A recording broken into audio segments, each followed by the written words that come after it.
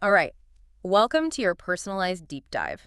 Today we're going to be tackling hypertension, but we're not just going over the basics. You want to understand how to manage it naturally, so we're going way beyond medication and uncovering the surprising power of lifestyle choices.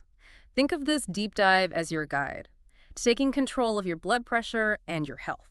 What's so interesting about hypertension is that it's often called the silent killer, and there's a reason for that. Hmm. You see, unlike a lot of conditions, high blood pressure doesn't always come with noticeable symptoms, but this silent pressure on your arteries and on your heart, that can really increase the risk of serious problems down the road. You could end up with heart disease, stroke, Yeah. even kidney damage. Okay, that makes it really clear why staying on top of this is crucial. I hadn't realized just how stealthy hypertension can be, but the good news is managing your blood pressure can significantly lower those risks, right? Absolutely. And here's the even better news. Making strategic lifestyle changes can be super effective. We're not talking about overhauling your entire life, but rather making some targeted shifts that, over time, can make a world of difference. So it's about taking control. I like that. Let's start with, I guess, the obvious one, diet. I know there's this thing called the DAS diet, but to be honest, it's all a bit of a blur to me. Can you give me the why behind it, not just the what? Okay, so think of the DSH diet as a Mediterranean diet, but with a focus on lowering sodium. And the beauty of the DSH diet is it emphasizes delicious whole foods that are naturally good for you. You'll increase your intake of fruits and vegetables and whole grains, and all of which are packed with potassium, magnesium, and fiber. Okay, so that's a good visual for me. Picture perfect Mediterranean meals. But why are those nutrients so important for blood pressure? Well, each of them plays a specific role. For instance, potassium. It helps your kidneys flush out excess sodium, which is key for lowering your blood pressure. Magnesium, it helps to relax blood vessels. And fiber helps to regulate blood sugar levels, which indirectly impacts your blood pressure as well. Oh, I see. I'm starting to see how it all fits together. And speaking of sodium, what's the deal with that? Seems like everyone's always saying to cut back on salt. You're absolutely right. Excess sodium is kind of a major culprit behind hypertension because it causes your body to retain water, which increases the volume of blood in your circulatory system, and it puts more pressure on your artery walls. The DAS diet recommends keeping your sodium intake under 1,500 milligrams a day, which is less than a teaspoon. That's a pretty small amount. It makes you realize how much sodium is hidden in processed foods and restaurant meals. Exactly. Reading labels and cooking at home more often can Mhm. really help you stay within those limits. Okay, so we've covered the DAS diet, the power trio of potassium, magnesium, and fiber. And watching our sodium intake, what about those good fats and bad fats we always hear about? Do they come into play here? Definitely. Healthy fats like those found in olive oil, avocados, nuts, fatty fish. Those support healthy blood vessels and can help reduce inflammation, which is beneficial for overall cardiovascular health. On the flip side, saturated and trans fats, often found in processed foods and some red meats, can contribute to plaque buildup in your arteries, restricting blood flow and potentially raising your blood pressure. So it's about choosing those heart-healthy fats. Now let's shift gears a little bit to exercise. I'll admit I'm not exactly a gym enthusiast. Is moderate activity enough to make a difference, or do I need to become a marathon runner? No marathons required. The good news is even moderate exercise, like about 30 minutes a day, can have a significant impact on your blood pressure. And it doesn't have to be boring or strenuous. Think about activities you actually enjoy: brisk walking, cycling, swimming, dancing. The key is consistency. 30 minutes a day doing something I actually like? That feels doable, but how exactly does exercise work its magic on blood pressure? Well, when you move your body, Mm-hmm. your heart and lungs, they have to work harder, which strengthens them over time. This increased efficiency allows your heart to pump blood more effectively, meaning it doesn't have to work as hard to maintain a healthy blood pressure. So it's not just about burning calories, it's about training our heart to be a lean, mean pumping machine. What about strength training? Does that offer any benefits for blood pressure? Absolutely. Building muscle through strength training not only boosts your metabolism, but it also supports your cardiovascular system.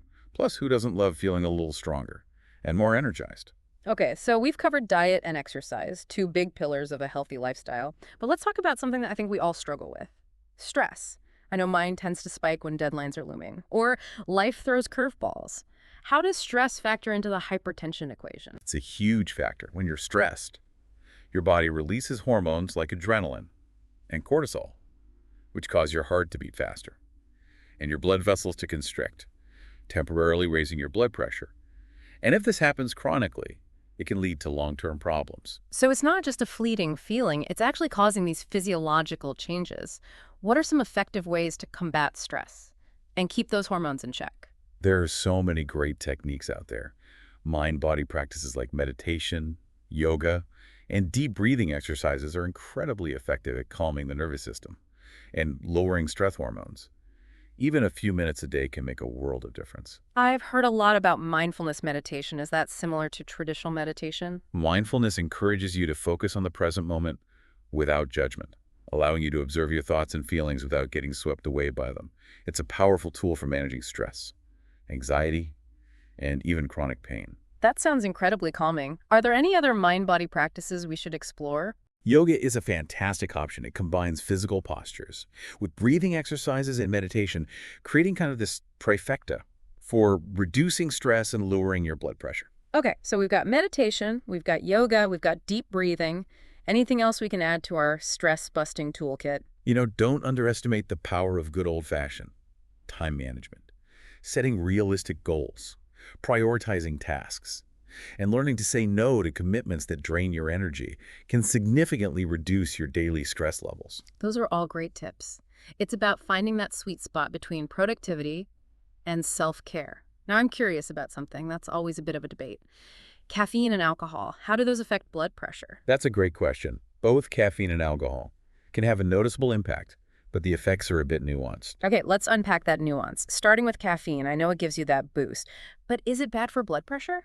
Caffeine, found in coffee, tea, and energy drinks. It does cause a temporary spike in blood pressure.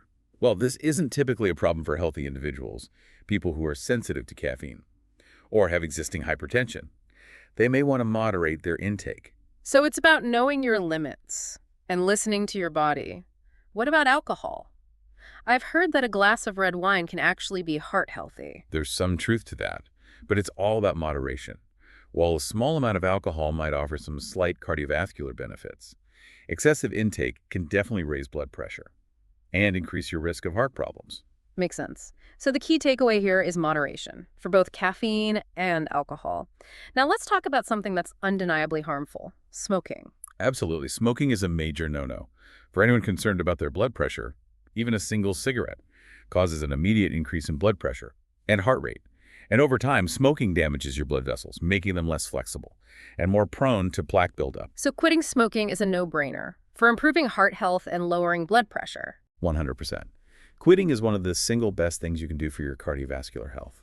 Not only does it lower your blood pressure, but it improves your lung function and reduces your risk of a whole host of other serious diseases. That's a powerful message. So we've talked about what we can do to manage hypertension through diet, exercise, stress management, and avoiding those harmful habits. But are there any preventative measures we can take, even if we don't currently have high blood pressure? Absolutely. Prevention is always key. One of the most important things you can do is maintain a healthy weight. Excess weight, especially around the abdomen, puts extra strain on your heart and can contribute to high blood pressure. I can see how that would make sense. But what if you're already carrying a few extra pounds? Is it too late to make a difference? Absolutely not. The good news is that even losing a small amount of weight can make a big difference. Even a 5 to 10% reduction in body weight can significantly lower your blood pressure and reduce your risk of developing hypertension. That's encouraging to hear. So it's not about striving for some unattainable ideal. It's about making those sustainable changes that move us in the right direction. Any other preventative tips we should keep in mind? Sleep is crucial. When you don't get enough quality sleep, your body produces more of the stress hormone cortisol, which can elevate your blood pressure. Aim for 7 to 8 hours of restful sleep each night to support your heart health and keep your blood pressure in check. I know I definitely feel my best when I'm well rested, so we've got healthy weight, quality sleep, anything else? Last but not least, don't forget to monitor your blood pressure regularly, whether you do it at home with a blood pressure monitor or visit your doctor for checkups. Knowing your numbers is key. It helps you track your progress and make informed decisions about your health. This has been so insightful. I'm already feeling more empowered to take control of my blood pressure. We'll be right back with more insights. On managing hypertension naturally. Don't go anywhere. Welcome back. We've been exploring how even small lifestyle tweaks can make a big difference in managing hypertension. It's amazing how much control we really have over our own health. I totally agree. It's so empowering to realize that we're not just at the mercy of genetics or medication. Speaking of taking control, I'm curious about supplements. There's always buzz about things like garlic or fish oil helping with blood pressure. What's the real story there? It's a great question, and as with so much in health, the answer isn't always black and white. Some supplements show real promise. But the evidence isn't always conclusive. It's important to approach them with a critical eye. Okay, so let's dive into some specifics. I've always heard that garlic is good for the heart. Is there any truth to that? There is. Garlic contains a compound called allicin, and it's shown some potential in lowering blood pressure. Some studies suggest that garlic supplements can modestly reduce blood pressure, but we need more research to understand the optimal dosage and long-term effects. So it's not a guaranteed fix, but it's worth keeping an eye on. What about fish oil? Those omega-3s are supposed to be good for overall heart health, right? You're right. Omega-3 fatty acids, which are found in fatty fish, and fish oil supplements. They are known to reduce inflammation and improve cholesterol levels, both of which indirectly benefit blood pressure. However, research on fish oil, specifically for lowering blood pressure, is mixed and pressing. So good for the heart in general, but maybe not a magic bullet for hypertension. Another one I've heard a lot about is magnesium. What's the deal with that? Magnesium is interesting because it's an essential mineral that's involved in a lot of bodily functions, including blood pressure regulation. Studies suggest that magnesium supplementation might lead to modest reductions in blood pressure, especially for people who are deficient in the mineral. Interesting. So maybe it's worth getting those magnesium levels checked. Are there any other supplements worth mentioning? A few others pop up in these conversations. Mhm. Coenzyme Q10 or CoQ10 is an antioxidant that's involved in energy production, and some small studies hint that it might have a mild blood pressure lowering effect. But again, we need more research. So we've got garlic, fish oil, magnesium, CoQ10. It seems like the common thread is maybe. Should people be rushing out to stock up on all these supplements? I wouldn't recommend that. It's really important to remember that supplements are not a substitute for healthy lifestyle habits. They can complement a good diet and exercise, but they shouldn't be seen as a quick fix. Right. It's about sustainable changes, not just popping pills. But for someone who is interested in trying supplements, what's the best way to approach it? Talk to your doctor before starting any new supplements, especially if you're already taking medication.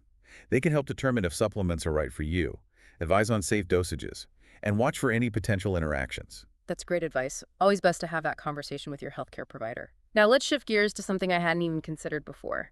The connection between hypertension and sleep apnea. I didn't realize those two were linked. It's a fascinating link that often goes unnoticed. Sleep apnea, which is a disorder where breathing repeatedly stops and starts during sleep. It disrupts sleep and can lead to surges in blood pressure, and this increases the risk of developing hypertension. So if someone's snoring loudly or waking up exhausted, even after a full night's sleep, it might be a sign to get checked for sleep apnea. Absolutely. It's always best to err on the side of caution and consult with a doctor if you suspect sleep apnea. Treating it can not only improve your sleep quality, but also potentially help manage your blood pressure. That's incredible. It really highlights how interconnected our bodies are. Speaking of interconnectedness, I'm intrigued by this idea of mind-body practices.